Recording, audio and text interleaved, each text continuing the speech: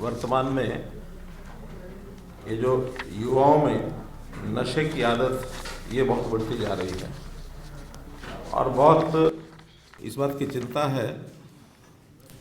न केवल हमको है बल्कि केंद्र सरकार भी समय समय पर रिव्यू करती है। तो पिछले दिनों में केंद्रीय गृह मंत्री श्री अमित शाह जी के अध्यक्षता में भी एक मीटिंग हुई थी और जो नार्को कोऑर्डिनेशन सेंटर की तीसरी जो अपेक्स लेवल की एक मीटिंग उनकी थी, उसके अंदर जो चर्चा हुई उस चर्चा में विशेष तौर पर ये बताया गया कि अन्य स्थानों की तो चर्चा हुई थी, लेकिन हरियाणा में भी ये जो नशे की वृत्ति है ये बढ़ती जा रही है और 10 जिले उसमें खास करके ईयरमार्क किए गए कि जहाँ जो हरियाणा देश भर में 272 जिले हैं जिनको चिन्हित किया, उसमें से 10 जिले हरियाणा के भी चिन्हित किए गए। सिरसा, रोहतक, हिसार, अम्बाला, फतेहाबाद, करनाल, कुरुक्षेत्र, पानीपत, नूंह और सोनीपत। तो ऐसे एक अध्ययन के बाद ही निश्चित रूप से इनको केंद्रित किया गया होगा। तो उसी बात को ध्यान में रखते हुए वैसे तो पहले से ही हम बहुत इस पर सतर्क हैं। हमने इस सारी चीज़ों के रोकथाम के लिए 2018 में ही Haryana state narcotics control bureau अलग से बनाया था और उसके बाद कुछ आसपास के राज्यों को साथ लेकर के और हमने एक एंटी ड्रग सेक्रेटरीट भी बनाया पंचकुला में। जो भी उत्तर भारत के राज्य हैं जिसके अंदर जम्मू कश्मीर है, पंजाब है, चंडीगढ़ है,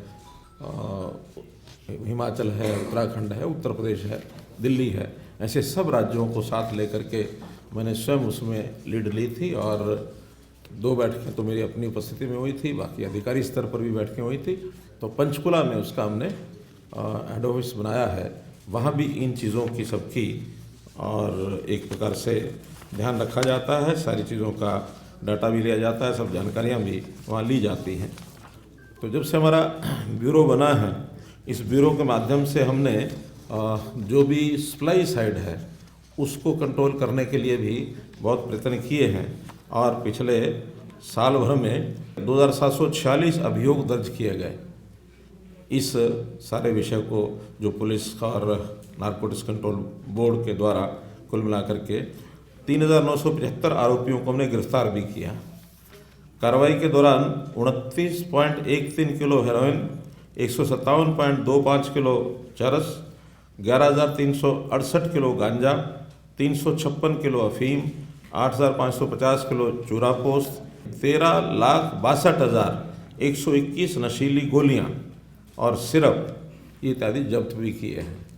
तो इस सामान को जब हम देखते हैं तो बहुत चिंता होती है कि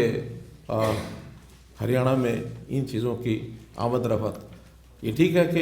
ये सब चीज़ें यहाँ खपत के लिए तो शायद नहीं आई होंगी, इसकी स्मगलिंग भी बहुत हो रही है।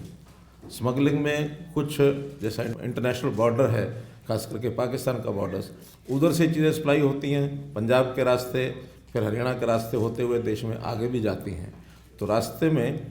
इस चीज़ को पकड़ने के लिए भी हमारी जो नारकोटिक्स ब्यूरो है, इन्होंने बहुत मेहनत की और इस सारे काम पर अपना एक प्रकार से पूरा जो पकड़ है वो रही है।